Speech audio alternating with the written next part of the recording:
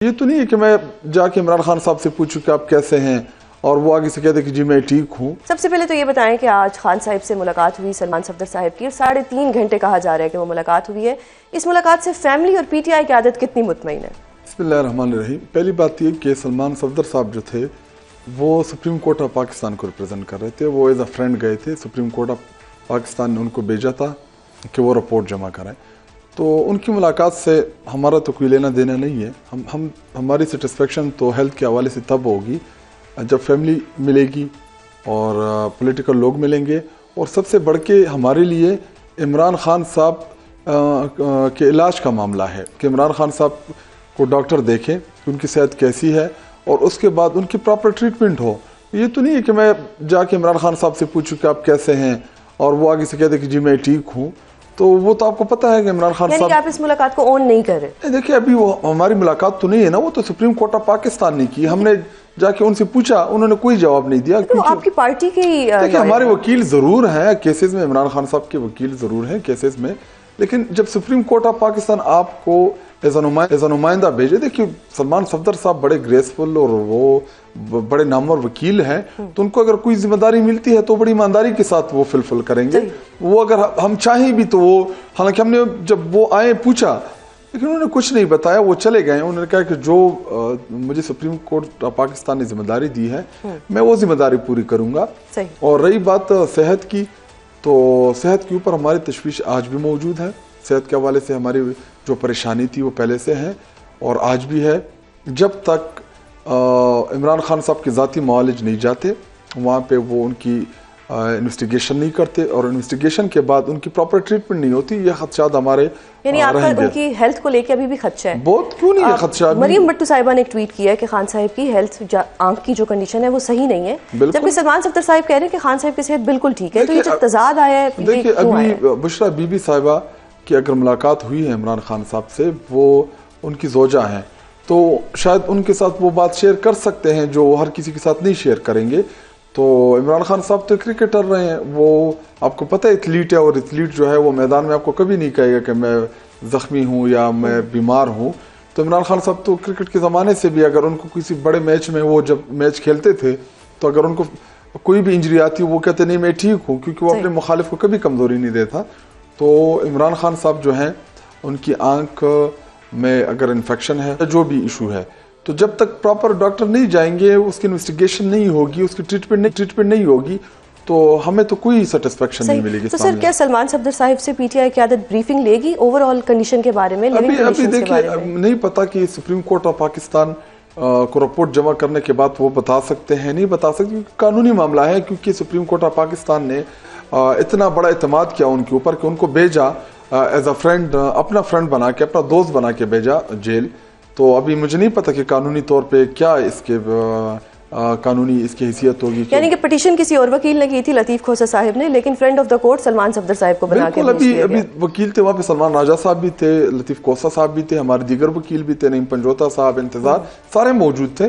तो अगर वहाँ पे उन्होंने उसको सेलेक्ट किया सलमान सफदर साहब को और उनके ऊपर एतमाद किया सुप्रीम कोर्ट ने, तो अभी ये वही बेहतर समझते हैं। मीडिया पे एक और खबर गर्दिश कर रही है कि सलमान अकरम राजा साहब से सलमान सफदर साहब ने अपनी गाड़ी में मुलाकात की है और खान साहब का कोई पैगाम भी दिया है। तो क्या पार्टी तक कोई पैगाम पहुंचे? नहीं, कोई पैगाम नहीं दिया, क्योंकि वो सलमान सफदर साहब ने, अगर इमरान खान साहब की बहनें, मैं खुद मौजूद था वहाँ पे जब वो बाहर निकले, तो अगर उनको कुछ नहीं बताया तो मेरे ख्याल में किसी को कुछ नहीं बताएगा।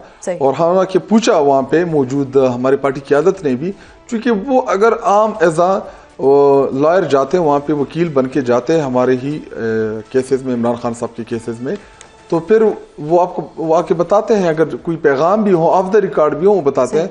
लेकिन आज उन्होंने बिल्कुल कुछ नहीं बताया। अच्छा, अगर कल वो एक रिपोर्ट देते हैं कि जी लिविंग कंडीशन भी बिल्कुल ठीक है, सेहत भी बिल्कुल ठीक है, तो पीटीआई का क्या रद्द अमल होगा? देखिए अभी सलमान सफदर साहब जो हैं वो बड़े ग्रेसफुल बंदे हैं, ऐसा नहीं है कि उसके ऊपर हमें एतमाद नहीं है या वो आके झूठ बोलेंगे या कोई ऐसी बात करेंगे जो वहाँ पे ना मौजूद हो। जब रिपोर्ट जमा होगी तो उसके बाद ही मैं और आप बहस कर सकते इस मामले के ऊपर। सही। ये तो खान साहब की मुलाकात से बात हमने कर ली आपसे। अब हम जानना चाह रहे हैं कि एहतजाज की बातें गर्दिश कर रही हैं कि एहतजाज होने वाला है, और ज़राए ये भी कह रहे हैं कि सुहेल आफरीदी साहब के लिए कंटेनर बन रहा है जिस पे आज़ादी या मौत लिखा हुआ है। आप इस बात की तस्दीक करेंगे? बिल्कुल, कंटेनर का उन्होंने विजिट किया, उसकी वीडियोज़ मौजूद हैं, और कंटेनर जो है वो तो तैयार है। अच्छा, कंटेनर तैयार है और एहतजाज भी होने वाला है। तो कंटेनर हमने कोई वहाँ पे समोसे या पापड़ तो नहीं भेजने, सही, वो किसी मकसद के लिए वो कंटेनर बना है। सही, तो कंटेनर तैयार है। सही। तो सर फिर गौहर साहब क्यों ऐसा कह रहे हैं कि ऐसे किसी एहतजाज की खबर उन तक नहीं पहुंची, और इमरान खान साहब ने कहा है कि आज के बाद या आने वाले दिनों में इस्लामाबाद की तरफ कोई चढ़ाई नहीं की जाए। देखिए, इमरान खान साहब ने 26 नवंबर को जो कत्लेआम हुआ, यहाँ पे हमारे जो वर्कर्स को मारा गया, शहीद किया गया और गिरफ्तारियाँ हुई, एब्डक्शन हुई, तो उसके बाद उनकी बिल्कुल ये क्लियर डायरेक्शन है कि आप लोगों ने इस्लामाबाद नहीं आना। तो क्या ये कंटेनर पंजाब नहीं जा सकता? सही, यानी कि इस दफा रुख जो है वो पंजाब हर जगह पे जा सकता। हमारा अपना container Suhail Afridi driving seat पे होंगे, वो जिधर चलाना और सर स्ट्रेटेजी क्या होगी? ये रमजान से पहले होगा, रमजान के बाद होगा, टाइम फ्रेम इसका? देखिए, अभी सेहत के मामले के ऊपर हम कोई इतनी आसानी से तो बैठने वाले नहीं है। अभी इंशाल्लाह सुप्रीम कोर्ट 2 दिन बाद सुप्रीम कोर्ट के सामने हम सारे पार्लियामेंटेरियन पार्टी वहाँ पे जमा होगी, जो रिपोर्ट जमा होगी हम सारे वहाँ पे जाएंगे, फिर उससे आगे देखेंगे क्या गया, हमने क्या करना है। फिलहाल तो हम इस रिपोर्ट का एक दिन इंतजार करेंगे। सही। आज सुहेल अफरीदी साहब ने एपेक्स कमेटी की सदारत भी की है, वहाँ पे बहुत सी बड़ी बड़ी अहम शख्सियात मौजूद थी। इससे सूबे की कोई हालात जो है वो बेहतर होंगे? देखिए, सिक्योरिटी इशू के ऊपर एक एज अ चीफ मिनिस्टर आपकी जिम्मेदारियाँ होती हैं, और खैबर पख्तूनख्वा में अमन अमान की जो सूरत हाल है या जो मिलिट्री ऑपरेशंस चल रहे हैं उसके हवाले से, और जितने भी ड्रोन हमले हो गए या जो जो इश्यूज़ हैं, तो इन्हीं फोरम्स के ऊपर आपने अपने सूबे की नुमाइंदगी करनी होती है। और इस वक्त जो जबरी तौर पे तीरा के अवाम को जबरी तौर पे नीचे उतारा गया और फिर उनसे इनकारी हो गए बाद में, तो वो चीज़ें हैं वो चीफ मिनिस्टर साहब ने सामने रखी होंगी, बातचीत इस हवाले से वहाँ पे हुई होगी कि आपकी जो पॉलिसी है ये ठीक नहीं है, इस पॉलिसी से नुकसान हो रहा है। जो पॉलिसी हम आपको देंगे, जो वे ऑफ एक्शन हम देंगे, उसमें बेहतरी होगी, उसमें अमन अमान आएगा। अब मिलिट्री ऑपरेशन किसी भी मसले का हल नहीं है। अच्छा, अब सर मुझे ये बताइए कि पीटीआई के कुछ अंदरूनी इख्तलाफात भी सामने आ रहे हैं, और उसमें ये भी एक ऑडियो भी हमने सुनी जुनैद अकबर साहब की, जिसको वो डिसऑन नहीं कर रहे।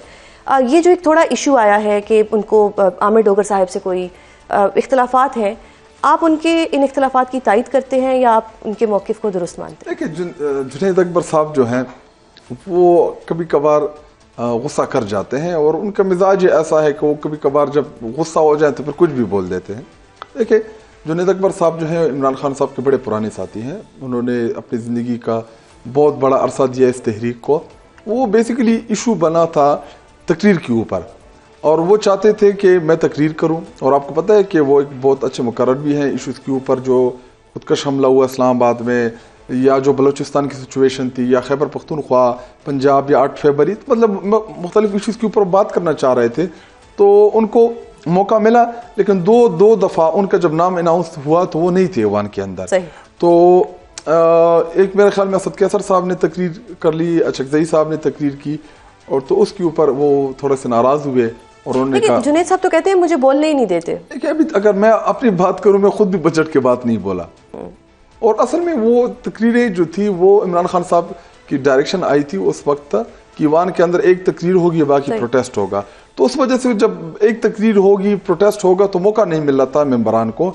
तो अब जब दोबारा चेंज हुआ ईवान के अंदर कि मेंबरान जो है वो इश्यूज के ऊपर गुफ्तगू करेंगे, वो बात करेंगे, तो आज भी 2-3 मेंबरान को मौका मिला। मैं खुद भी चाह रहा था सुलह करवा देना, क्योंकि देखें हुकूमत को मौका मिल गया क्रिटिसाइज अभी। देखिए, मैं एज अ पार्लिमानी लीडर मेरी जिम्मेदारी है कि मैं कोशिश करूंगा कि इन सब को साथ लेके चलूं, और अगर कोई इशू बनता है उसके ऊपर हम वहाँ पे इंटरनली डिबेट करें। लेकिन वो तो उन्होंने पार्लियामेंट्री पार्टी के ग्रुप में वॉइस मैसेज किया, तो वो चूंकि लीक हो गया, तो उसके बाद वो इशू बना, और बाकी इंशाल्लाह ठीक हो जाएगा। तो हम ये उम्मीद कर सकते हैं कि आप आज उनको जुनैद अकबर साहब को फोन करें, या आज ही नहीं, उनको मैंने बिठाया भी था आज असेंबली के अंदर में, हम सब बैठे थे, इनफैक्ट आमिर डोगर साहब भी थे, और वहाँ पे बैठे थे सब। देखिए, हम भाई हैं, कभी कभार छोटे सुलह हुई या नहीं, बैठ तो गए, सुलह हो जाएगी।